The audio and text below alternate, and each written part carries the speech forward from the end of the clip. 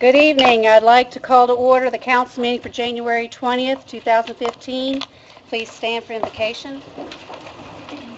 Bobby, please.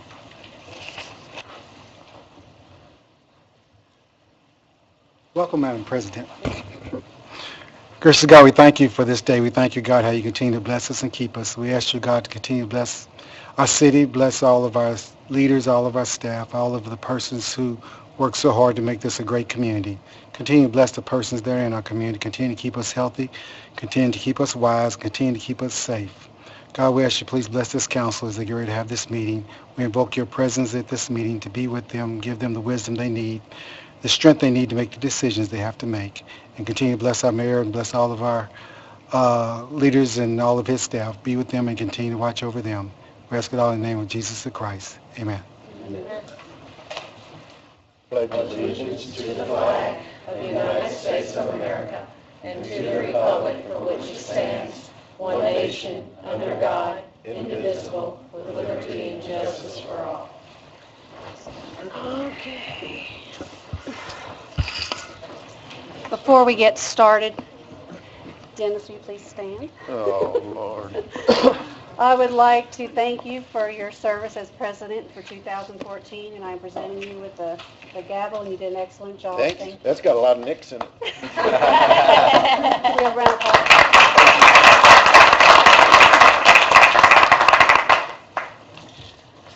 Okay, roll call, please. Councilperson Smith. Council Vice President Sestavny. Here. Councilperson Wadsworth. Present. Councilperson Sellers. Here. Councilperson Webb. Present. Council President Gill. Here. Councilperson Julius. Here. Councilperson Owen. Here. Councilperson Samuel. Here. Let the record reflect all council members are present. Okay. Minutes to be approved. There are no changes. Motion to approve the minutes from January 5th. Okay, I got a motion and a second to approve the minutes from January 5th, 2015. All those in favor signify by saying aye. Aye. All those opposed, motion carries. Madam President, I'm going to pass them around, and Councilperson Julius was the presiding officer over that meeting, and I'm going to have him sign it. Okay? We have the approval of the agenda, and I've got a few additions. First, we need to, under unfinished business, we need to table the first and the second ordinances so we can have a public hearing this next meeting. The wrong date went out in the paper. And then under unfinished business, I would like to add our appointments so we can get those taken care of. And under new business, I'd like to add on number 6, Scott Lewis, the fire contract. Motion to approve with changes. Second. We had a motion and a second to approve with changes. Any further discussion? Okay, seeing none. All those in favor signify by saying aye. Aye. All those opposed? All right, motion carries.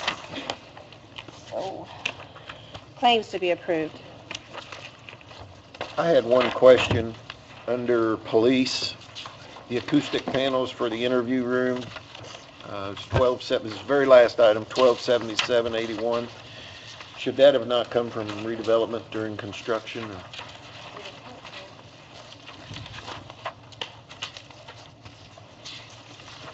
I don't know. What page are you on? Page 2, second page, police, very bottom line, acoustic panels for interview room. Answer that question? You sure may. Those were after the fact. That was not part of our contract with AML. That was once we got in the building in our interview rooms, they found the recording instrumentation they had in there was really echoing in there. So it was something we added after the fact. So it wasn't originally part of anything that redevelopment did. It was something that we did after we got moved in. So. Okay. All right. All right. Thanks, Chief. I believe, Jim, we have a hand carry claim? Yeah. I'm also bringing a hand-carried claim in from the Police Merit Board, Merit Commission. I received it last Tuesday when I attended the Police Merit Commission. It was for attorney fees for Applegate, Pfeiffer, and it's for Attorney Bedoff, who's the attorney for the Police Merit. And in order to close out this for 2014, I'm asking for approval. Okay. It's $1,080, and it's for several months. You have new total, Amy? I don't. I forgot about that. It's okay. Before she totals it, there's some more questions. Oh. Okay. I mean, she can total it, but we're going to have her redo it anyway, Okay. potentially. Go ahead, Nathan. Okay, Amy, were you able to do any more checking on the energy bill for the new building? I did not. I'm pretty sure that was 1 month's expense, $4,000. Yeah, approximately, yeah. Yes. And we'll know after the second and third month, I guess, but I was just Right. making sure. And then I'll keep going with a couple questions. On page 7, under Field House, we've got an iPhone and lumber purchase of credit card, but it looks like it's being paid for out of concession supplies, and I'm just curious. Usually we get our phones, don't we, through Verizon?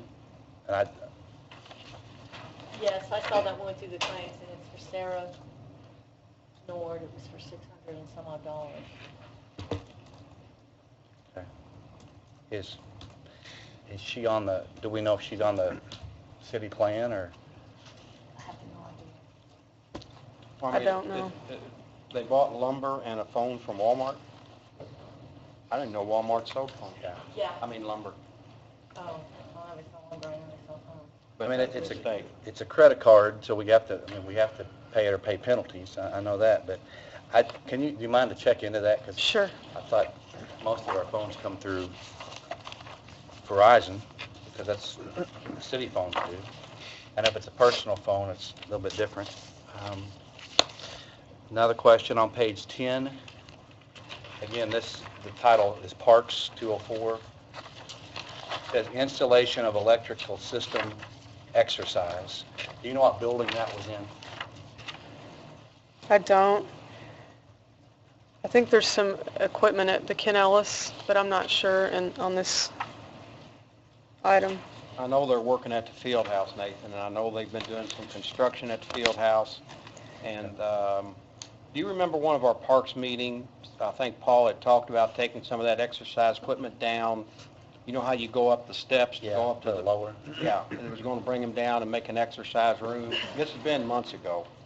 I And assume know- that's to make a breaker box or something for those equipment, but I just didn't know where that was located. I'd say it's field house. Okay. And then, That's where I see his truck. on the same page, Amy's aware of this, but under Public Arts, the second claim there for Wii Studio installation of bike racks for $2,000, that is going to be moved to another line item that Shane Corbin, under Planning and Zoning, had the money for separately for that. I believe it's a grant fund where it's going to be moved to, so. Okay. So I don't know that it's going to be moved. I'm not sure if we can approve this. I mean, do you want to remove that? Yes. Okay. And, I mean, it needs to be paid under the correct fund, but Amy knows about Right. that. Because I'm in contact with Shane about that, so. talked to Shane earlier today about that, so we do need to, it needs to be paid, but under a different fund. That's all I have. So technically that 2,000 still be in this claims, It it will just be. will be moved. So Correct. the only change that we have is the hand carry then. Correct. And Amy, did you get those taken care of too from, Yes, we were able to encumber that money from last year's budget and Okay. pay them. New total? New total is $929,600.75. I'm going to abstain from voting. Okay. Motion to approve? second? Okay, I got a motion and a second to approve the $928,600.75. Any further discussion? Okay, seeing none, all those in favor signify by saying aye. Aye. All those opposed? Motion carries. Okay, we're going to move on to the appointments. I'm just going to go down the list here that I have. And as you all know, on that previous list, we had Board of Public Works, but that's a Merrill's appointment, and Matt has been placed on Board of Public Works, I believe, with Rob Ways. Yes. Okay.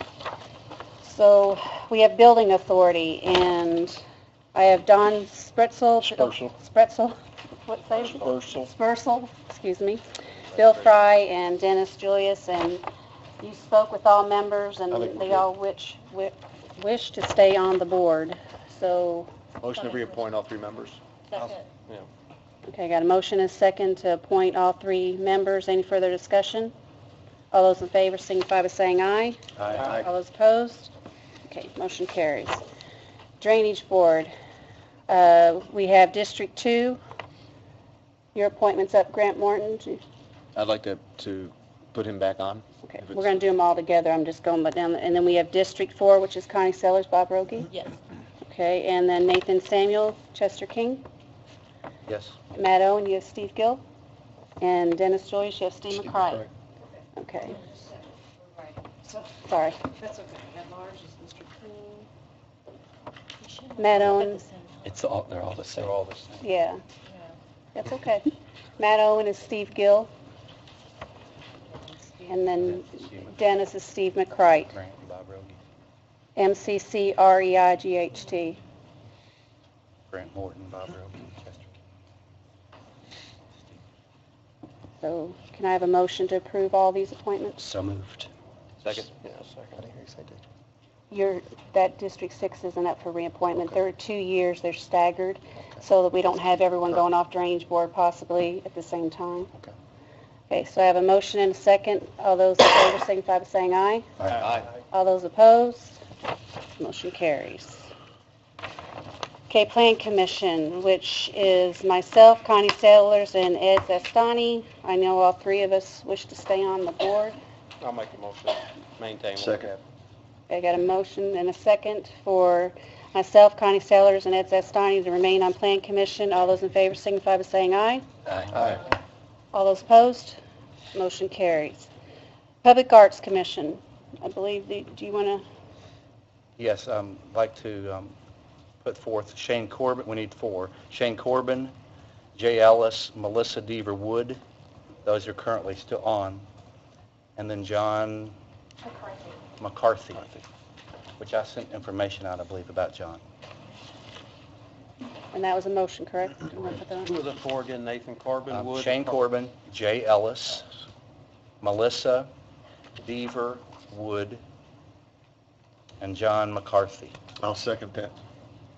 Okay, I got a motion and a second. Any further discussion?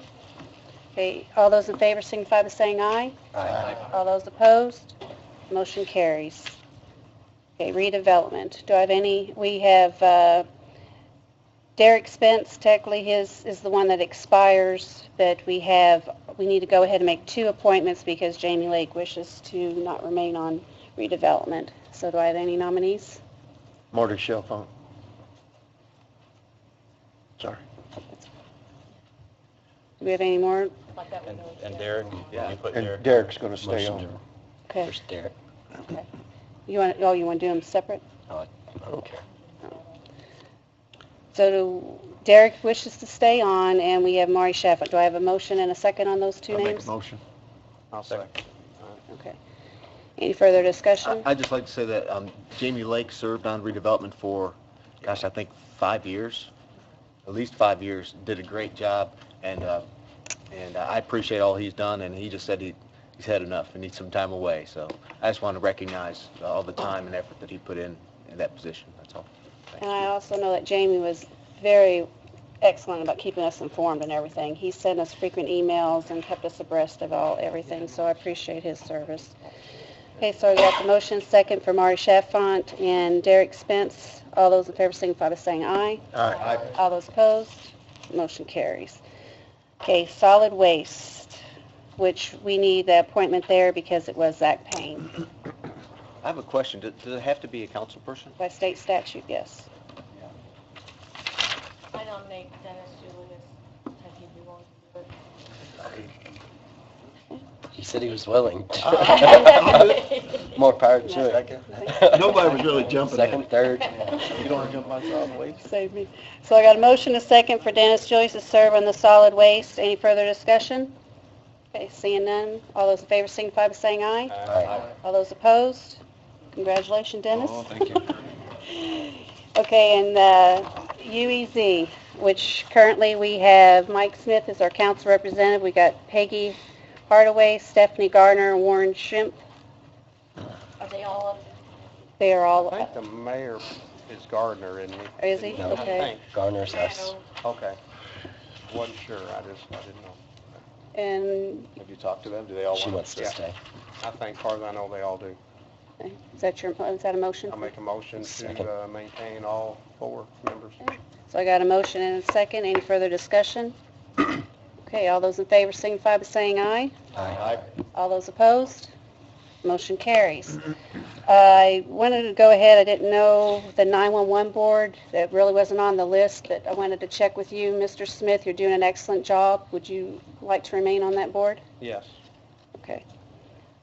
Do we need to, technically that wasn't up, do we need to appoint him each year? I didn't know if there was a limitation on it. I thought it was annually, but I may be wrong. Pretty sure it is. I thought it was annually, so that's why I brought it. Okay. Yeah. Do I have any other? I'll make a motion. Second. Okay, I got a motion and a second. Any further discussion? And all those in favor signify by saying aye. Aye. All those opposed? Congratulations, Mr. Smith. and Thank you for representing us on the 911 board. And on the Finance Committee, we have, which I think it's been in the past, the council president names the Finance Committee.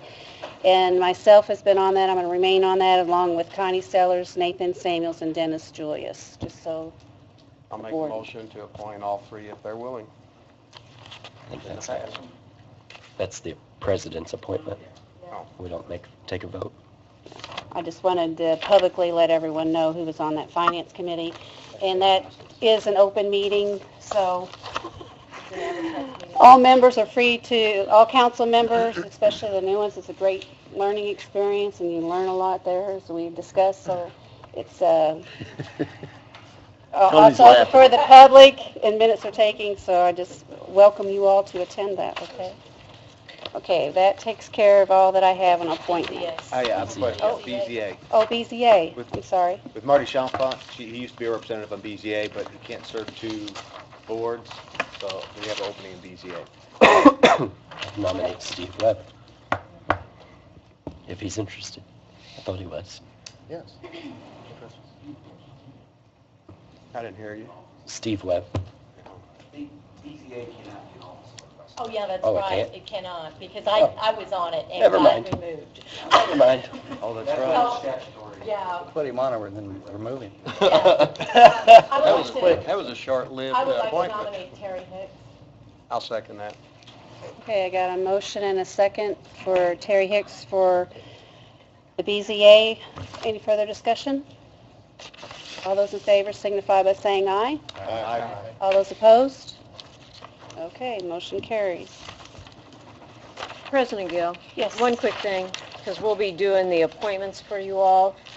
If you all can, for your appointments, get us emails, because we have to have W-9s on all members now. On anybody that's on a board or a commission, we have to have W-9s on them. And I know, so we'll be going through the list, make sure we have them on everybody. But if you have an appointment and you got to have an email address, if you could, so we can get that taken care of.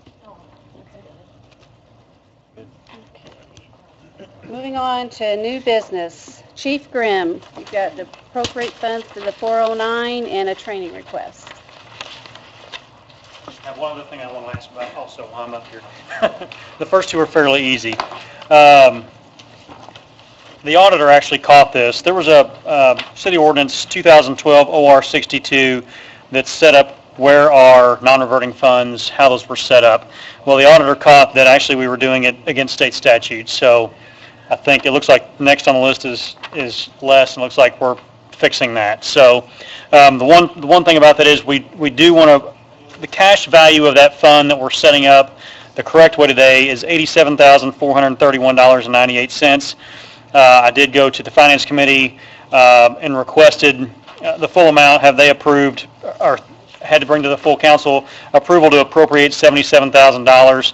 And I believe Amy has the breakdown of how we want that appropriated per what that has to be spent on, how that's broken down with that 77,000. So it's just a cleanup, really, is what this is, to make sure we're in compliance with the auditor. And Amy has that all broken down in appropriation that's coming up here soon, so, okay. So we're just here asking for that 77,000 to be appropriated there as it's laid out in the appropriations, so. We'll take care of that in the special appropriation. Okay. Second is the training request, and I don't have that paperwork in front of me. I believe that's just travel and mileage request. There it is, right there. Travel and mileage for $960. It's IDEA, Indiana Drug Enforcement, and it's to send officers up to Indianapolis. And with the travel ordinance the way it is, that stuff has to come before you guys and it is within our budget, and it's something we send them to every year. Third, which is not on here. Wait, let me vote on this. Oh, sorry. We got a motion and a second. Any You further were fast. discussion? All those in favor signify by saying aye. Aye. All those opposed, like sign. Motion carries. Okay, Chris, now you're ready. One more thing. Nathan got me all flustered. One more thing that's not on here that's last year, towards the end of the year, I talked to Amir Musavi about insurance funds. Over the last 2 years, 2013 and 14, the police department has received approximately $50,000 in reimbursement from other insurance companies for totaled police cars or damaged police cars, which we have spent none of to replace any of that equipment that was damaged or totaled. I'm requesting that we're allowed to spend that $50,000 to replace. I need to start replacing detective vehicles.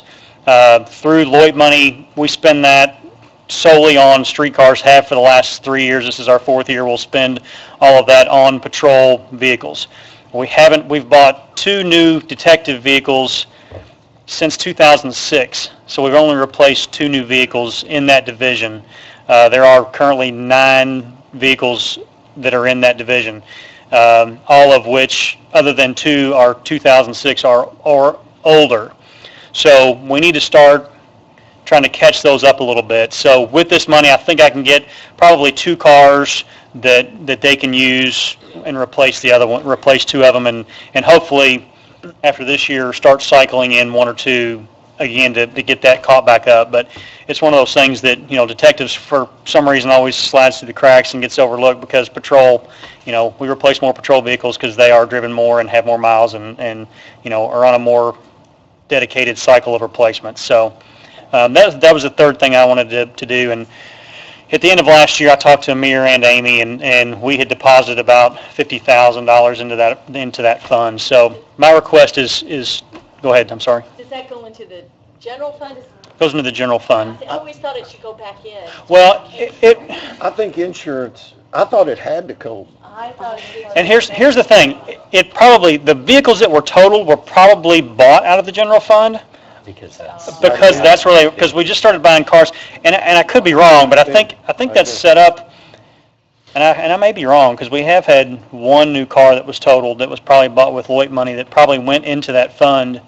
That was a big one. That was $24,000, I believe. That probably just went, when it comes back here, it all goes to Amir. I think Amir takes it to the clerk and it gets deposited. So I think. I just do claims. Right.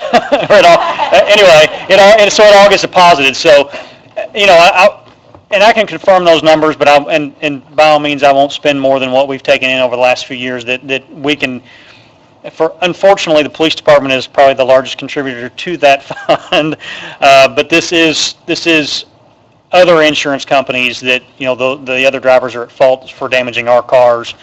So I'm just trying to get those replaced, get a couple replaced. Amy, where's that money? Do we have a trail? I'm a little okay. And that money ultimately ends up in the general fund? We have a receipt item dedicated to insurance reimbursement, so I can pull that and report on it. But that's but roughly 50,000. Right. I'd make Correct. a motion to allow the chief to work with Amy to prepare the necessary additional appropriation. I'll second. Okay, got a motion and a second. Any further discussion? Yeah, just a, I guess, comment. It seems like when we have a vehicle that gets, let's say, totaled, we get a check for that, and we write a check out of another account. If we replace that vehicle, it looks like we should be whole. Most of the time you don't get back enough to replace a car. So there's no balance, and you guys know how the insurance works. You know, I buy a $50,000 car today, I total it tomorrow, and they give me 30. So, you know, we're always behind the 8 ball on trying to replace cars, so it takes a while. So just to answer your question, just because one gets totaled, you know, you total a 08 Crown Vic, and you're lucky to get $2,500 for it. So you can't.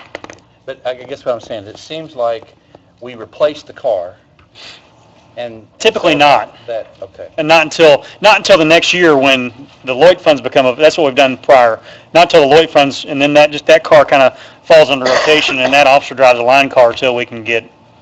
So that's kind of how we. I guess I'm just trying to think, if we know we're going to need new detective Right. cars, we ought to budget for those. Right. And not have to, I mean, these monies, just put them back in for future. I'm not. How many questioning what detective we're cars doing have now. you got? I'm just thinking for We have 9 cars right now, 9 detective units. How to get them in that rotation, Right. like we do the other ones. And I agree. And again, that's one of those things that, you know, they don't put as many miles on those cars. They do last longer than a patrol vehicle. You know, patrol cars are 100,000 miles typically, and these cars, you know, they're just not driven as hard or as much. So they kind of fall through the cracks until you go, oh, you know, we haven't done this in 9 years. We need to start cycling these cars out. So those, all in favor signify by saying aye. Aye. All those opposed? Motion carries. That's it. Thank you Chris, all. While you're up here, Yes. just let me know when, you know, we have that ongoing thing. Let me know when they're ordered. Keep me abreast of that. Yes.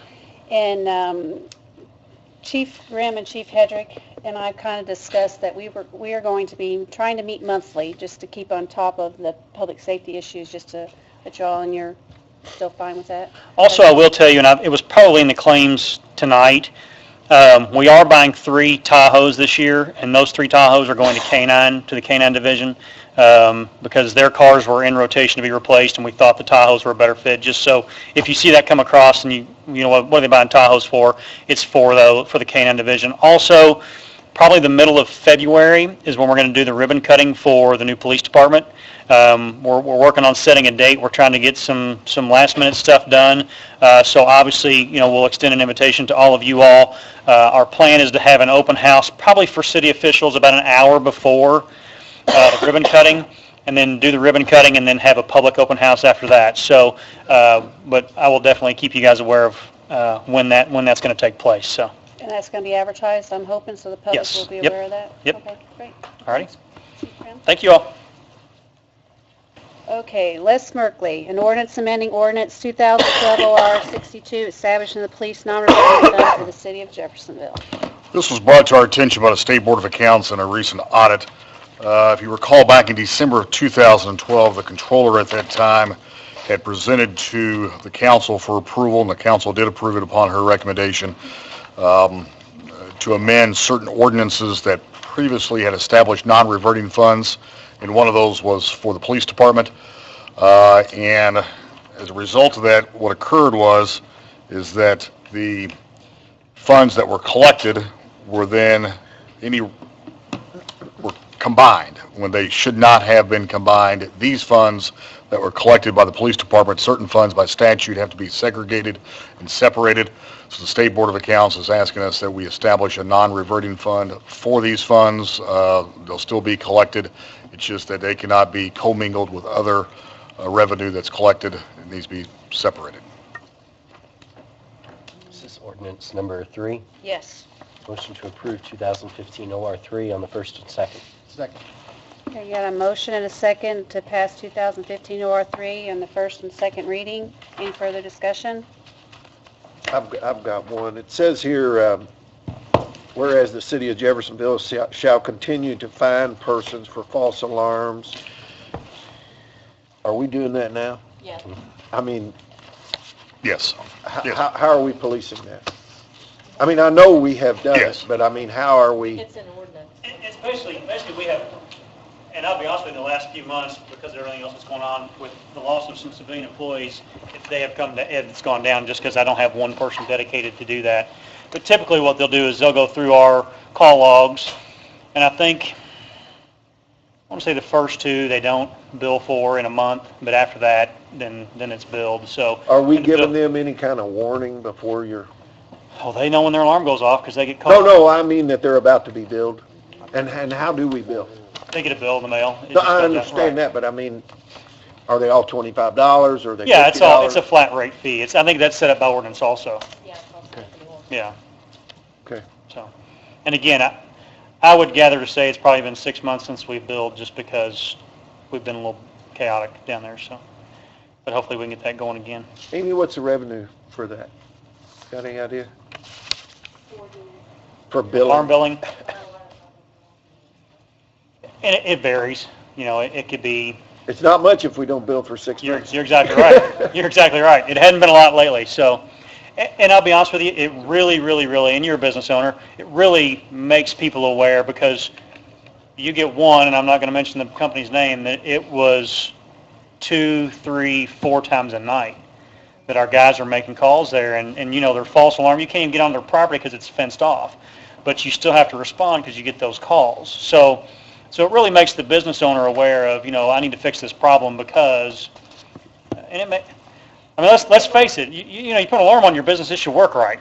Right. You know, so, I can't remember when made this ordinance, but it's been several years ago when this Yes, happened. yes. Because of that very reason, there were several Right. businesses that would go off numerous times a night. It Right. wasn't just one thing. Right. And it's probably caused businesses to take a better look at their alarms and make sure so we don't well, have to. yeah, and it makes them make their alarm companies more accountable because, you know, if it's my business and my alarm's malfunctioning because of some outside reason, then I want them to fix it because it's costing me money, so. Okay. All right? Les, we have the same thing for the fire department. Could you review that too? I think you started for false I think we alarm. do. I know we have one, but I mean, does it have Yeah, to be? well, this would be separate because it's just, this is just specifically for the police because by statute, they have the law enforcement fund. So, but I'll check the fire. I know we have, Same thing, $25 after 3. I'm not sure exactly what it's, Yeah, I think that's what it is. Is that all you had, Dennis? Yep. All those in favor signify by saying aye. Aye. All those opposed? Carries. Amy Deering, additional appropriation.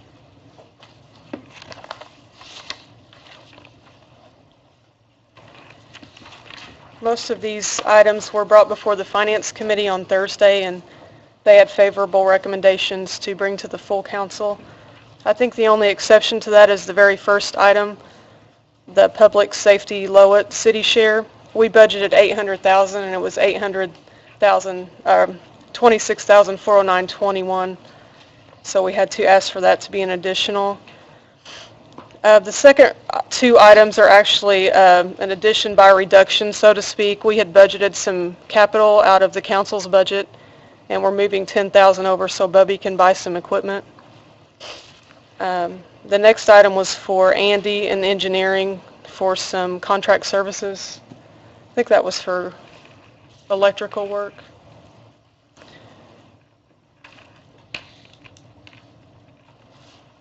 The next item is a correction of some hire dates for, I think, 8 firemen, where the city hired them on before they were accepted into the retirement system. And so this amount of, this $65,000 is to make them whole and allow the city to contribute what they missed out on. And then the 409 fund, the next several items were just what the prior two agenda items were about. We're just budgeting the revenue in that 409 local law enforcement fund. And then the 209 items are for the ice rink. There was no budget adopted in 2015, so we're just asking for that revenue to be appropriated so they can pay their bills. Are there any questions? Yeah, can you tell me again what the first one is? Yes. With the 911 consolidation, the city's share of that was $826,409.21. We only budgeted $800,000, Okay. so, yeah.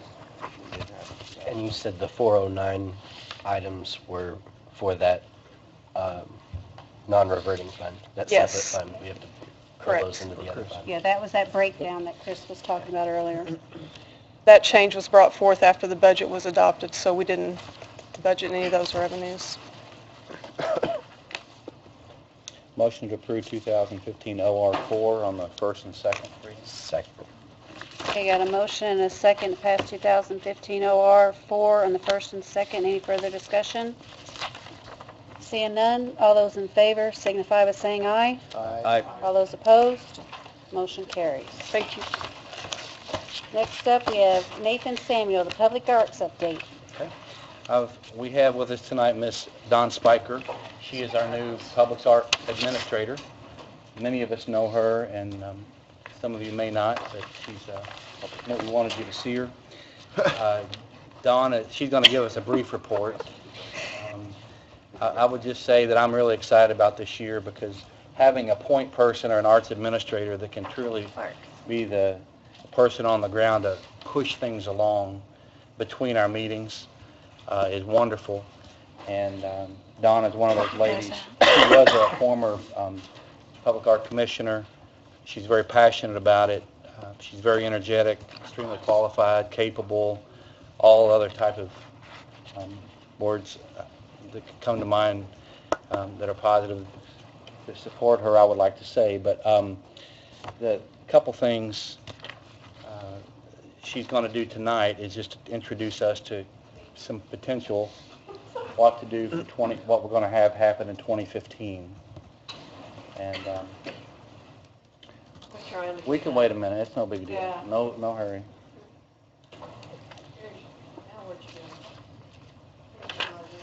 Doesn't like apple. How are you at sign language, Don? Well, just in case this happened, I did come prepared with little packets. I failed But yes, to mention, Simon, she is a former kinda, sorta. teacher. She's a teacher. Once a teacher, always a teacher. So she may So she's correct us from prepared, the and off. hopefully we won't have homework. You will have a quiz. No, I'm kidding. Okay, let's see here.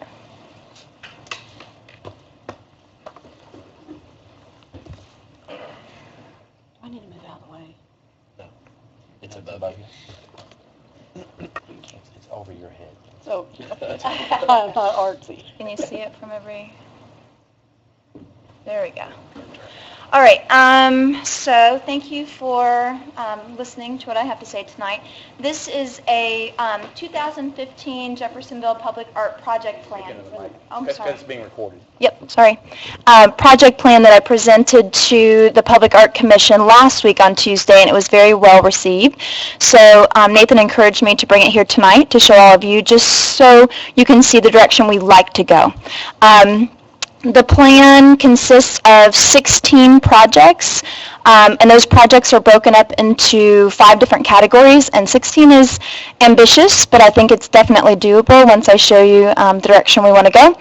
So we decided to choose a theme for this year just to kind of tie in the projects and use it kind of as an all-encompassing idea behind everything. It could be literal or metaphorical, but at any rate, momentum came to mind as far as where we are right now in our city of Jeffersonville. I have a little something here. Momentum Jeffersonville Public Art Project's theme for 2015 is rich with literal and metaphorical meaning, and no time in our history has such a word fit more precisely to describe the cultural, social, and economic changes happening in our community. The speed at which we are moving forward is inspiring and refreshing. Stay the course, Jeffersonville, and harness the momentum that is abounding. So that's where I started with the Public Art Commission last Tuesday. So I'm going to move forward with this presentation and show you what they saw. We started with the first category being streetscapes, and what would you experience on a streetscape, or how would you experience a streetscape would be if you're a pedestrian walking, or if you're jogging, or if you're cycling, or in your automobile, it'd be something that you would see right away, so things that are very colorful, and you can't help but notice them. So we broke those down into 3 categories: cell boxes, utility boxes, round 2, because those were so well received the first time, and unexpected art. So what could streetscapes look like? The cell boxes. I've been made aware that there are going to be cell boxes that are going to be placed in downtown I think, the historic district, but to boost self-service. I'm not sure when those are coming in, but we thought we could get ahead of the game by possibly using that as one of the public art projects. And since when we think of cell phones, we think of texting, and there's actually a type of art out there called typography, which includes font styles and text. So we thought we'd put a call to artists out there to see what they could come up with by illustrating either a scene or an image with text and wrapping the boxes with those images. Unexpected art. It is kind of what it sounds like, and it's art in places that you wouldn't expect. So if there's a little crack in a sidewalk, something is there, or it's a knitted tree or a knitted fence line. And typically, unexpected art is nominal in cost. It doesn't cost as much, and you can get some really interesting and creative things going with unexpected art. And then, you've already seen the results of the utility boxes in that first round. Everybody loved it. We got such a good response from the community, so we plan to do a second round of utility boxes, and we want to make sure with these streetscape projects that we try to get into every district, so every district will have one. All right, second category was art in the parks, to kind of push out into the parks a little bit. 3 projects came to mind for art in the parks. A topiary petting zoo, which I cannot take credit for. I presented to City Pride, and they had the idea of having some sort of a topiary project this summer, and they grabbed a hold of the idea of making it public art, and I asked if we could incorporate it into this plan, and they said absolutely. So I'll show you what that could look like in a second. Tree carving and Shakespeare in the park. The topiary petting zoo, this was the picture that was provided by City Pride. A lot of fun. We'll create lots of smiles, and they would like to do that in Warder Park. And I'm not going to present this for them because they're going to come before you and tell you more of the specifics on it. Shakespeare in the park, so it's a very grainy image. The same group that does Shakespeare in the Parks at the Iroquois Amphitheater has reached out to us and said, hey, we would like to do something in southern Indiana. Would Jeffersonville be interested? And I said, well, let me present it and see. And like I said to the Public Art Commission, we focus so much on the visual arts that we need to make sure we remember the performing arts and the literary arts as well. So I think this could be a nice addition to that. So Shakespeare in the Park, and I didn't put what park. It could be any of our 31 parks. And tree carving in Steamboat Park. I know that they got that park named, the same park that we did the Earthship bench in last year. Actually, a tree fell on the Earthship bench. It didn't affect it at all. It's built like a tank. So what they did, they went in and they lopped the top of the tree off, and half the tree's dead, more than half the tree's dead, and the other half is still trying. But what we talked about last year doing was inviting a guest artist in and having that tree carved into something very interesting that goes along with Steamboat Park. Something I'm calling PEP projects, which stands for Public Engagement Projects. And what I'm learning as I go to more and more grant writing workshops is we need to really be more active with public engagement projects if we want to get some serious grant money. So this is kind of a direct result of that. But some things that are coming soon. The Arts Alliance is planning on doing 2 big projects, a mosaic molecule project and a wind sculpture. 2 additional projects, something larger than life, which is what it sounds like. Imagine, a tennis racket that's 3 times the size of this room, which is pretty interesting, but something larger than life, possibly on the riverfront, being implemented into the marina project ahead of time, could be interesting. And a monumental mural memories project. I'll show you what that could look like. There's 2 separate projects right there, one on the left and one on the right, and the public would be engaged in these 2 projects by actively making the art pieces. So that's what they do anyway during Arts Alliance jam sessions, which we host about every 3 months, and the community is welcome to come in and be a part of it for free. One of the projects is, we're hoping to do, is a mosaic molecule project. And if you look on the left, there's discs, and those discs will be covered with blue and red mosaic tile. So we'll be teaching the community how to mosaic. They won't be huge. They'll be maybe the size of a little salad plate and a dinner plate. And then we're hoping to suspend those possibly along the flood wall. And what I want to say is two things. The images that I'm showing you tonight are just some examples. They're not what the finished piece would look like on any of these. And second thing is, I do know that there's a lot of hoops to jump through for various things, like the Army Corps and all of that. So tonight I'm just saying what we would like to do, and I will make sure that I go through the proper procedures to get permission to do these things. And then the second piece is a wind sculpture, and that would happen in May. And we've actually, as an Arts Alliance, contacted a professional tinsmith out of Louisville. His name is Louis Meyer, and he's with River City Ironworks. And he's going to be designing the wind sculpture with some of our Arts Alliance members at the end of the month. And we'll be a part of, an active part of that jam session with the community and showing them how to work with those materials. So the second thing I had on there was a monumental memory. The public would be engaged in this particular project by actually contributing content for the project. Something that we've talked about a lot is possibly doing some permanent murals on some of the buildings in historic downtown Jeff, but that seems to be a little point of contention because, you know, what does that look like? What should that look like? The idea is to select maybe 4 or 5 vintage photographs of Jeffersonville and blow them up to a monumental size, attach them to the sides of various buildings, and they could be in a sepia tone so that visitors, when they came down, could see what Jeff used to look like and then see what it is now. So that could be very interesting, and that could be something that, you know, those large pieces, when they do come down, could go to a different location on display. And another nice thing is people will probably say, I liked an image on the side of that building, and then we can say, well, let's look at a permanent mural at some point then. So, and then the last pet project is, and this one is something that is in the works, I know, with you guys, and I don't know enough about it, but something that, an idea we wanted to throw out is, we know that the marina is going to be rebuilt eventually. I don't know the timeline on that, but we like the idea of putting a sculpture or some sort of a public art piece there, and something possibly that's larger than life, maybe in paying homage to the fishermen or to the history of our community. I've touched base with Jeannie Burke already, and she's very interested in sitting down with whatever group we get involved in this and talking through the history of that particular area right there. And with that last project, the public would be more involved with that in the voting process. So as artists would submit ideas, we'd have the public, of course, chime in on which one they like the best. Almost done. Neighborhoods, 3 things came to mind: the Rose Hill intersection medallion, a mini aerial mural, and Illuminate Claysburg. What could that look like? When you're on the bridge and you're looking off to the left, immediately you see the intersection at Rose Hill, Mulberry, and I should know what that is. What is that? Market, yep, sorry, Mulberry Market.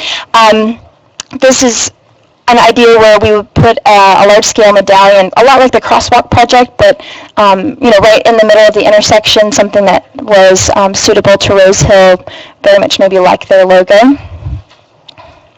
A mini area mural, and this doesn't have to be done, but I thought it's a fun location. So I was walking the bridge, looking off to the right. There's a perfect little spot right there for an unexpected mural, maybe painted on the top of that, whatever that thing is. Yeah, so. That's a storage for the floodgates. Okay, storage for the floodgates. But that, I'll better say that so it can be recorded. And then this idea is something that, you know, it doesn't have to be this particular piece, but Claysburg is an area that really needs some artwork and really needs some attention. And it can just be a beautiful place. And I know that there's new sidewalks now on 12th Street, and boy, it would be nice if we maybe looked into some sort of a functional sculpture that illuminated 12th Street to make it more walkable. Those particular strange pieces are solar powered, so that's something to consider too, which would be really interesting.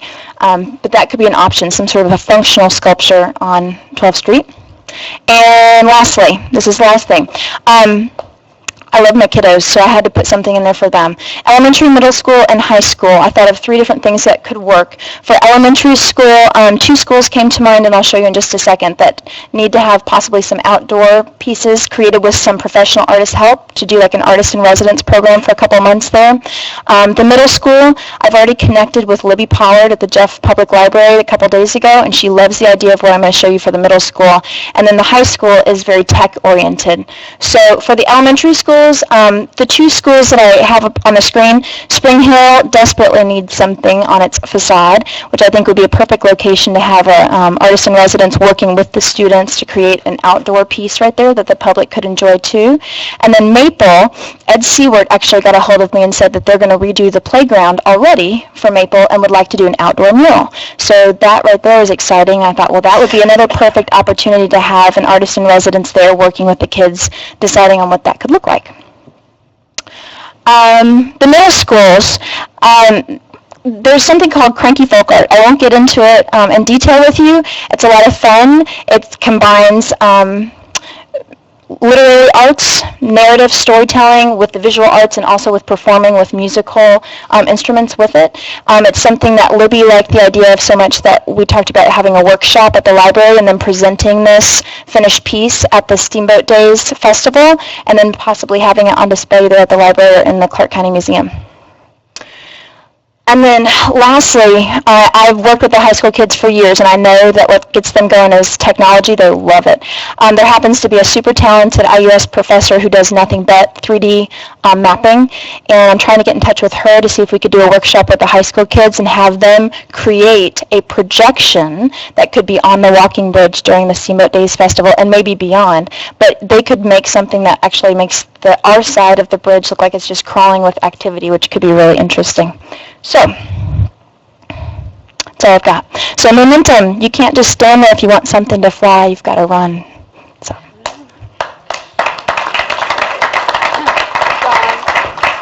Dawn, before you go, how exciting, and thank you for taking the lead on all this. Your energy is just contagious. Thank you. And I just have a quick question. Sure, absolutely. When we established the arch, you know, we talked about this stuff being on city-owned property. When you Yes. mentioned about the school, which I like the idea, but that's not our property. Okay. So would those pieces be permanent or what? Because, you know, this administration may say, fine, we want your art, and another one might come in, which, you know, after Dr. Mellon, and maybe not want the artwork there because it's not our property. Okay. Have you all taken that into consideration? To be quite honest, I have not, but now that you said that, I'll make note of that. And also, we could design some things too. A lot of the pieces I showed tonight, some are temporary, some are permanent. So if it needs to be a temporary installation that is there for a while and then gets moved elsewhere, that could be a lot of fun too, to be able to make it a mobile piece. So it can be designed that way. Okay.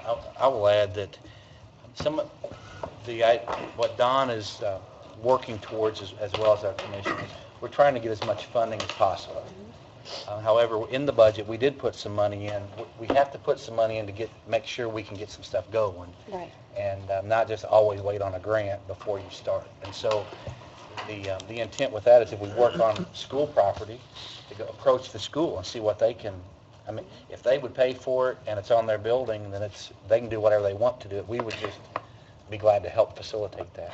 Okay. One other thing that Don didn't mention is that I'm really excited about too is as we're putting in new sidewalks like on 12th Street and other places, we're working with Andy Crouch, and he's going to have a standard size base or foundation or pad, concrete pad poured with bolts coming up where we can have what we call movable art, where you can go and bolt a structure down, whatever that looks like. We may have, as we do these all around the city, have these, and then we can rotate this art around, and once you have the art, if you move it in 6, 7 different places, it looks like you get new art all the time, and so it's some thinking like that Don has helped energize, which is I'm just really excited about 2015. I think we're going to see a lot of neat things. Well, and real quick, good, it's still working. I want you to know that we really are actively searching out different funding sources. I've already started writing 4 different grants. for the 3 schools in particular, there's IAC grants, which stands for the Indiana Arts Commission. We even have the regional director who's going to speak at the ceramic studio next week to whoever wants to be there from around the region. But we're going to apply for those to help out with that. The Community Foundation has a Catalyst grant. I'm looking into that already too. And there's a couple civic groups that have already committed money as long as they can see a really good plan. They're excited and they said, you just let us know what you need. So that's exciting. So I feel like we've got a good plan and we just need momentum to move ahead. So, thank you. Good deal, thank you. Okay, looks like, Amy, you're up on a resolution of the Common Council of the City of Jefferson authorizing investment of public funds. This won't be as exciting as the arts presentation, but we bid out some CDs last week, and it was brought to my attention that we had an expired resolution that we just need to adopt for you to give me authority to invest public funds. What's the number? Number 1. motion to approve 2015 R1? Okay, got a motion and a second to pass 2015 R1. Any further discussion? Do we have the resolution? It should have been in your packet. Did you print your packet out? Very last thing. Oh, gotta save the city money. Did you need a minute to look No, at that? no, it's about the same. Okay. I just didn't see it, obviously. All those in favor signify by saying aye. Aye. All those opposed? Motion carries. Thanks. Okay, Scott Lewis, fire contract.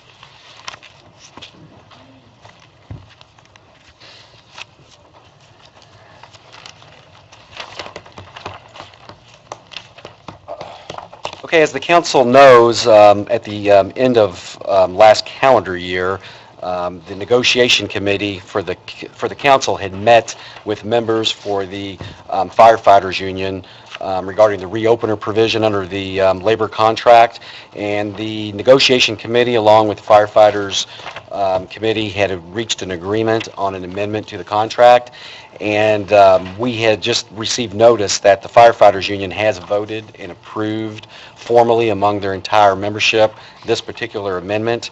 And if you recall, to the members that were here at the end of 2014, we had the same reopener agreement with the FOP, the Jefferson Fraternal Order of Police, regarding at least their salaries, and pursuant to the contract with the fire department, or excuse me, the fire union, there was a parity clause regarding the wages.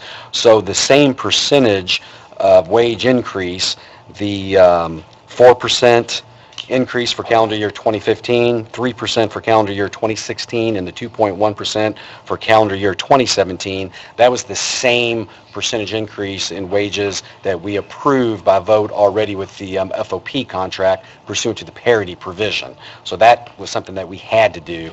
The other article that was agreed to by the committee and also approved by the fire union is Article 23.9. That was agreed to by the committee, and it's up for approval by the entire council tonight. In essence, what was agreed to was that in January of each year, all firefighters who used no more than 24 hours of sick leave in the previous calendar year will have the option to sell back up to 16.7% of their annual accrued incentive hours at their straight time rate of pay.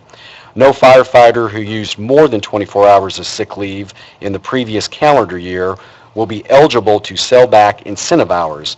And then we've included an example to try to explain that a little more. The example is that firefighters who accrue 144 incentive hours may sell back up to 24 hours. Firefighters who accrue 96 incentive hours may sell back up to 16 hours. Firefighters who accrue less than 96 incentive hours are not eligible to sell back any incentive time. And then also that this particular section will only be amended for a trial basis for calendar year 2015. The union and the city will evaluate the effectiveness in reducing the sick time use, and then we will meet in early 2016 to decide whether this particular clause will remain in effect for 2016 and the following years. The other provision, obviously 32.3, that's the percentage increase pursuant to the parity clause. And then the effective date, both the FOP contract and the firefighters union contract were to expire December 31st of 2016. Since we agreed to have the wages increase over a 3-year period going into 2017, the contract is extended by 1 year. So that's the yes, Matt. Question. For the 23.9, where it says we'll meet in early 2016 to decide if it'll remain in effect, does that mean that we'll take another vote in 2016 to approve this again, or we would take a vote to take it out? Well, the way it worded, it's only for a trial basis 2015, so it automatically expires 2015. What we wanted to So- do was see what kind of impact it had. Right, I understand that. I'm just wondering what the process will be in 2016. It's sunset, yeah, it's only for 2015, so then we will meet, and then if we feel like it had worked and reduced the amount of sick days, and that was the whole thing, and I don't know if any of the members of the committee want to go into more detail on that, but we went through, and there was a presentation, they had different numbers, and we believe that, I'll yeah. go into it a little bit. Yeah. About 85% of the sick days used, there's overtime paid on that, which costs us about 30 to 35% more than standard time on a base salary. So what we decided to do was buy back 1 day, and we would, for every day that we bought back, we would save 30%. So they wanted to do more days than that, of course. So we compromised, and then we said, let's reevaluate that in 1 year. And if we are truly getting a savings, because it seems like whenever we negotiate any of these things, there's unintended consequences. So what we thought we would do is start small, go to 1 day, and then see what savings we are realizing. Because if you remember, the reason that the negotiating team, the reason that we put it in the fire contract was to control overtime in the beginning. So if we could buy one of those days back that we gave them at straight time instead of paying overtime, which we do 85% of the time, it just made sense. So that is why we said we would look at it in 1 calendar year. And we probably will have to reestablish it and re-vote on it. Yes, whether or not it works or not, yeah. That's exactly But right. at least we're doing it on that trial basis for Amy's going to keep 2015 good only. track of that. Yes, it sounds confusing, but I think we'll figure it out. It really isn't that Yeah. confusing when you drill down into it. Yeah. I'll make a motion to approve the contract Actually, it's the amendment to the contract. amendment that was presented. Second. Okay, got a motion and a second in favor of the amendment to the contract. Any further discussion? Seeing none, all those in favor signify by saying aye. Aye. All those opposed, like sign. Motion carries. And I do believe Scott's got the signature pages. Yeah. We also have We could just police use- signature page. We Yeah. do. Yeah, you can just have one of yours. And the way we have it, the signature page is to be consistent with the contract that we approved last year, is that the signature page includes the members of the actual negotiation committee. So we have Lisa, Nathan, David, part of the committee. Then, of course, after they sign it, it'll be presented to the mayor as the executive has to sign off. And then give it to the bar. Yes, we'll notify them that it'll be here for signatures for the representatives, yes. Thank you. Thanks, Scott. Send to Ed. Okay. Do we have any, the city council attorney reports? Do you have anything else, Scott? Okay. Do we have any other department heads that are here that need to speak? Chris, we satisfied you? You're good? Good. All right, you're good. All right, public comment, which I do have 2 here, and I want to remind you guys, you have 3 minutes, and I know I do not know how to say this name. It's representing Jefferson Jewelers, Ellie. Sorry, Ellie. If you would state your name and your address for the record and come up to the podium, please. I'm Ellie Vasilyeva, and I'm the owner of Jefferson Jewelers. And this is the reason actually I came here to ask you or discuss with you or propose maybe about the LED lights for the small businesses. I've been having trouble with people from the city hall here about my LED lights on the windows. They are around the windows. I can show you the picture over here. Just a stripe around the windows. And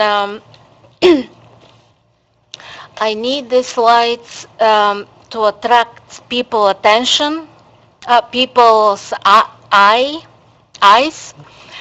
and basically people's attention, because as a small business, I need more customers, and right now I don't have enough customers.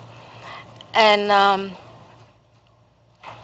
so everybody I talk with about these lights, the enforcement officers, they wanted me to take them down, and I just cannot afford to take them down because I need them, as I said, to attract more customers. And so they told me to come over here because you're the people who made the rules for the city, and maybe you will be willing to change this special rule about the LED lights, because I don't see the common sense in this. The lights are pretty, they are beautiful, they attract people.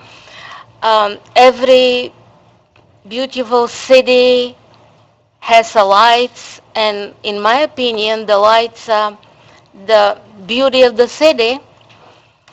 And I just would like to draw your attention to this problem about the small businesses, especially small businesses, because we are paying our bills. We can pay our bills only if we have customers. Otherwise, we don't have any income. And I don't know if any of you has experience as a business owner, but it's really stressful, especially for a small business owner. Okay, thank you. Oh, I'm sorry if I was over 3 minutes. We have a Miss Morris representing Mai Tai's restaurant. I'm assuming the city rules the same? Yes, Okay. it is about the city rules. Name and your address, please, for the record. My name is Samai Morris, and I am Maya's daughter. She is actually the owner at 1411 East 10th Street, right down the street here from you guys. And we are here for the same reason that Ellie's here. We had the lights put up about 8 months ago and received this letter a little bit before Christmas indicating that we needed to remove the lighting from our restaurant. I will say that the lights are very pretty, and the customers have all commented as they come in that it lightens up the parking lot, which is very, very dark.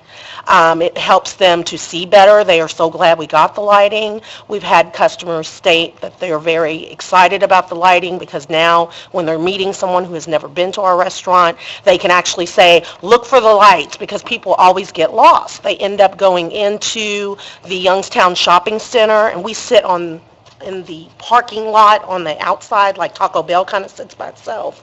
So people always pass us up and they don't get to see us. We don't really see how the lights are affecting anyone in the streetway. We're on basically a commercial street. There's no houses around us, so we're not interfering with people sleeping.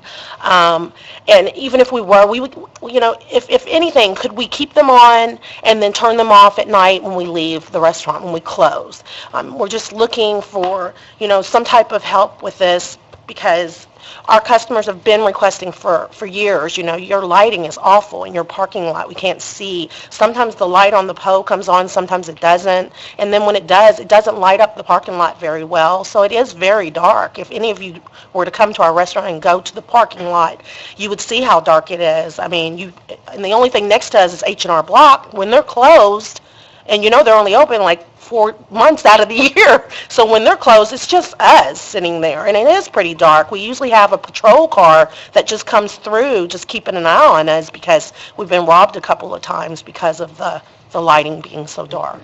So that's pretty much all I wanted to say. And we appreciate anything you all can do to help us.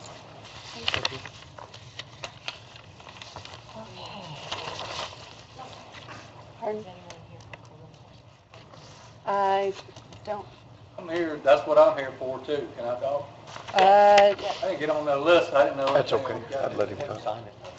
yeah, if you just would state your name and address for the record. My name's Robert Rhodes. I own Rob's Touch of Class window tint across the street. And I've been here since 1990 in business. I love Jeffersonville. I've got a lot of friends here. I mean, I know everybody. I put the lights up there and around my garage doors, and so many people said, man, them lights look good. People come in and stop and tell me how the lights look good, and then they made me take them down. I paid $1,200 for them. I had to go out there in the cold, take them down. I didn't have no time. They gave me like a week and a half or something like that to take them down. Now I know these ladies couldn't do it, and they had to, but they didn't, so they can get fined. I didn't want to get fined, so I went out there in the cold and did it. I just don't think it's right. I mean, it does make it look better out there. When you're driving down the road, those lights look good. My lights were white. They just made my whole building look better. It was safe. I've had actual police call me up and say, man, your place ain't getting broke into now. It looks good at nighttime. Friends of mine. I mean, I just don't see the reason in saying we can't do that. I mean, I know y'all got a reason, I guess, but So your lights rotate or flash or No. they're just on? they're just on. And all of your lights are just on? Yes, sir. Now, some of them Yeah, I've seen flashing. I was gonna say. Yeah, but mine didn't. No. And I got white lights for the reason that I didn't want to make it too flashy and didn't make them blink or nothing like that. Because I thought ahead. I mean, you guys just put it on the bridge over there. They look beautiful. It's the same exact lights. They're the square lights around the perimeter. LED little square lights. Is there anyone here from code enforcement where we can, what is the code on that? Well, the code is the chapter 7.16. Well, Article 7. Shane Corbin, the Director of Planning and Zoning, said that they must be covered in opaque surface, must be downlit at 90-degree angle, not to shine directly at street or neighboring properties, no blinking, flashing lights or sign. Delt must have conforming light package. They might cite other LED signs because I think the way the ordinance is, they don't want anything that distracts vehicular traffic with the flashing that might be, What he did, he took a picture of my building and sent it to me at nighttime in the rain. Yep. Because my lights were shining on 10th Street, but so was every other light in there. My regular sign that it's not LED or nothing, it was shining out there just like every light was. I mean, it's like he was trying to find something wrong with them. Well, I understand you, but we do have ordinances, and our code enforcement are just doing their job. Well, I'm not trying to make nobody mad over this. I understand. I'm not trying to make no I don't think enemies. he was out just trying to find, to pick on anybody. I think he's just doing his I job. think one thing we're finding here too is LED lighting and this type of lighting is something fairly new. Mhm. And I don't know how directional it is versus the old incandescent where you got a light, you can tilt the head and move it. And I do agree, I don't like the flashing and all the rotating lighting, I don't like that. However, the LED lighting is maybe something that needs to be looked at because it is new lighting, and that is the upcoming thing because they can light up his whole building for pennies. Exactly. Versus the old It's cheap. incandescent lighting and stuff. Are the three of you all that are on planning and zoning gonna, are you all having any kind of We won't hear this. workshop We on won't this? hear this because this is already an ordinance. Yeah. Already It's already an ordinance. In order for it to change, you'd have to go to planning and zoning, and they'd have to make a recommendation to the council to make changes, and then it would come back to the council.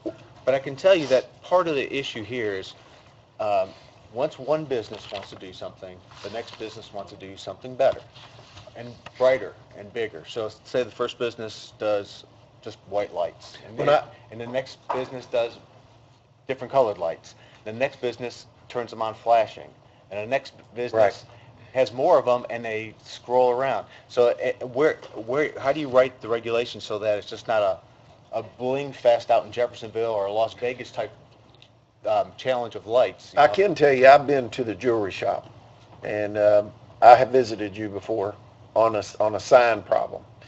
And I have noticed your lights are really all over the place. They're blinking, they're flashing, they're doing everything. And when I visited the jewelry store, it was over a sign ordinance violation. So, and I understand, I'm a small business too, and we're all in the same boat. Steve is too. I mean, I can respect these small business owners. I mean, it's tough out there. It is You tough. know, and LED lights is the future. It's really becoming popular in the marine industry. And that Big Four bridge is LED lidded. Yep, On the rail. that's not our jurisdiction on the Yeah, Big Four that's Bridge. the- Yeah. that's state. And I understand, the only thing I'm saying is, if somebody wants to take the lead on this and work with planning and zoning, Well, planning and zoning has working on a comprehensive plan. This will be part of that plan, so I'm sure it will be addressed.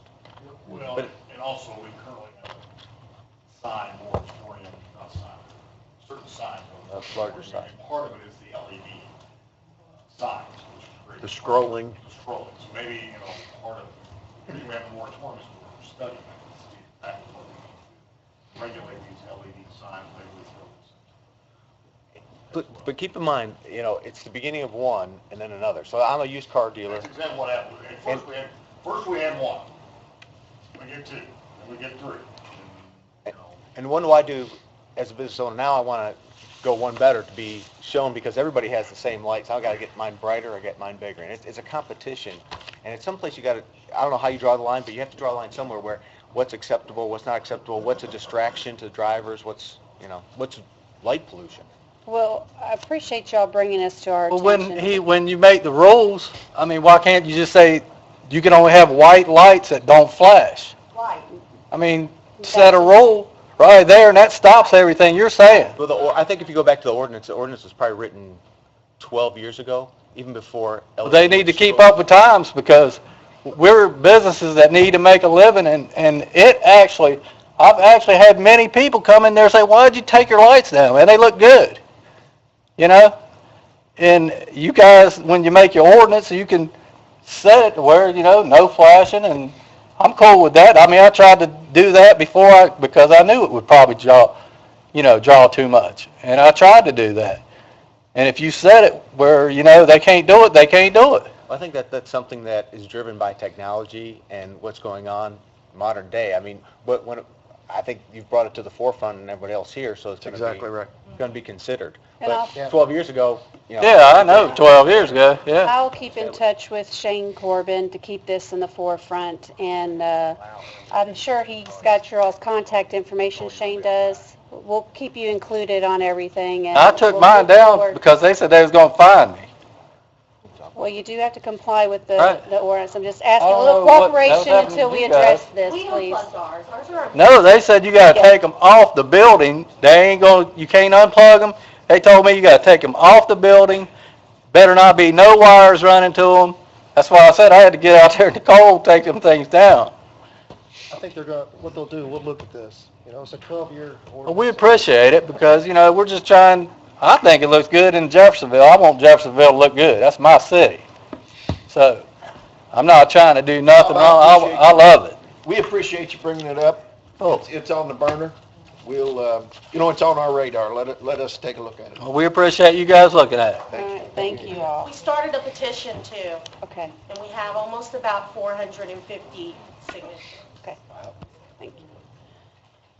Okay, like I said, I'll keep in touch with Shane on all this. We'll get this in the forefront, and he does have your all's contact information, so we'll keep in touch with you all. I got a question. Do we need to, I know this gentleman took his lights down, and I definitely don't agree with the flashing and the rotating, but the businesses that have lights now, I don't think we should require them to take them down until we get this That's what I cleared said. up. Yeah, I need to have a How do conversation we- with Shane and, Well, it's up to the ordinance, what the ordinance reads. We can't, We can add a moratorium. I mean, I'm thinking, because I hate for somebody. You don't want them to I incur don't want a expense. small business to go in and spend $1,200, $1,500 for a set of lights that are non-scrolling, non-flashing, I'm talking about standard lighting. Turn around, have to take them down, and we come along and say, well, guess what, you can have them, but they can't scroll, and they gotta put them back up. I think that's putting a hardship on a small business. I don't really wanna do that. Yeah, I'll be I don't glad think to put them anybody back up. does. yeah. I know you. I ain't gonna complain. What you do with one, you gotta let everybody do it. I don't, hey, Yeah. you're not gonna fight LEDs, whether you like them or not, the way it is. So we need to come up with something that allows LEDs. I think we And need I to, think that's what we're working on with I think we need to let, Well, legally, that process actually has to be initiated or started. planning and zone. right. I think we need to let the process, Yeah. That all has to start. and like I said, it's on our radar. We're gonna work through it. Okay, I'm gonna move on, please. We'll keep, yeah, what gavel? Use your gavel. You got a new one. Mine's all dinged up. I promise, I will have a conversation with Shane tomorrow, I promise. Don't worry about Okay, we are moving on to council comments. it. I Councilperson. don't have anything. Chief Grimm, what's the hours of operation for the police station? Right now, until we hire our other front office person, it's 8 to 4. I was asked that, and I just. And we did this week, we did get our call box installed for after hours. That just came in this last week, so that is up and running also. So if somebody stopped by there looking for help of some sort, there's a There's a call button, it rings central alarm, and it goes straight to dispatch, so. great track line. And Dawn, with you still being here, I'm going to throw an idea or two out, and I mentioned it to Nathan before, but so if I'm repeating myself, have we considered painting the water tower on Holman's Lane? That thing is white and rusty, and it's such an eyesore, but it could be so cool looking. It's the old one, Yeah, the old one. I believe it's going to be torn down. Oh, that one's going to be torn down. What about the new one that's being built? Don't know. It's I have been in contact with them. It's still Salisbury, but it's in Yeah, our. we would have to get permission. for Sure, that. sure. Just real quick, I was gonna add something earlier, just real quick on the idea of maybe installing art and creating art on the school buildings and all that, since that's technically the school district, we probably have to do it in a local group, Sure. rather than just in a group. We have to get right. That's not schools. The same design for the water tower. All that's gonna have to be in a local group. In the same vein, I've seen some communities I go into, like railroad bridges entering into the city, like on Eastern Boulevard, like beautiful artwork put there, or even like an entrance sign to Jeffersonville. I talked to Brian Glover, and he said that they have worked with cities and entities before to do things like that. I'm not sure if that's his same company or not, but I just want to throw that out. Thank you for all you've done. I mean, city's looking great in all the planning for 2015. That's all. Councilperson Whitehorse? Councilperson Sellers? No. Okay. I just wanted to report, I went to UEZ Monday night? I don't remember what night it was, Wednesday night maybe. And I asked them for the $10,000 for tourism. And Wednesday. And next meeting for redevelopment, it's the end of the month, the last Wednesday of the month, I'll go to redevelopment and ask them for 10,000, which that'll break it up like we had discussed for tourism, 10,000 from us, 10,000 UEZ, and 10,000 from redevelopment. One thing that was brought up was Kelly had been to a tourism meeting, and she was under the impression that they were not going to advertise locally. They were going to advertise in Indianapolis and Cincinnati. So I called Jim Epperson, who is the head of the Tourism Bureau. They have not changed their scope any since Cap Hammer was in here. They're going to advertise the big squeeze, mainly to Louisville, to illustrate that our businesses are still open. There is no real traffic problems to get here. Second Street Bridge is unencumbered. Yeah, you're not gonna fall off.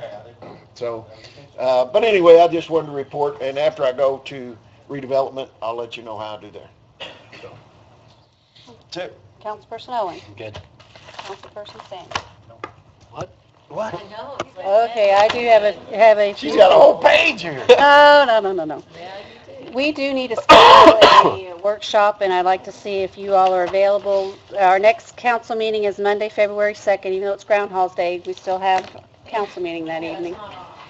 So we need to have a workshop, number one, so the council will hear where we're at and get the full council get information on the green space maintenance. I know we had some emails going out and we had some questions. And then also want to add to that workshop, it was brought to my attention, as you all know, we had sub-zero temperatures at the beginning of the year, and we've already had several police standoff situations. And when we have unplanned emergency events, that, we have evacuate, like in the police standoff, that we have residents that might be evacuated or et cetera, that they'd be able to get coffee or drinks, or this is just an example of an emergency, it's just unplanned, that we'd like to have a workshop to discuss possible getting a credit card and have another ordinance for emergency purposes only. So I want to discuss that in the workshop too. So are you all available before the February 2nd meeting? You want to make it at 6 o'clock? That'd be great. Is that fine with everybody? So now give us enough time to chew. Oh, I'm thinking that might be pushing it. 5:30? And do 5:30, is that fine with everyone? Okay. Scott, can you advertise that? Okay, and I know the signature page went through for fire. Did we have a signature page for the police? Oh, yes, that, if you remember, we already voted on that. Yeah, I know, but we need to do the signature page while everybody's here. I just wanted to take care of that and keep those together, so Yeah. the mayor can sign those and in both unions. So we'll get those signed. So that would be the same committee. We'll make copies for everybody. We took that vote in the last meeting. Okay, I'm gonna sign that right now. And I didn't get a chance to, last meeting, as you all know, had a death in the family, lost my mother. But I wanted to publicly welcome the two new council persons. We've met several times, and important thing is just to keep in touch with your constituents. I don't know, when someone is caucused in, a lot of the constituents don't realize, hey, I got a new council person, so I just encourage you all to get out there and meet some of your constituents and just stay involved. And if you have any questions, we're all here to help you. And that's all I have. Motion to adjourn. Meeting adjourned.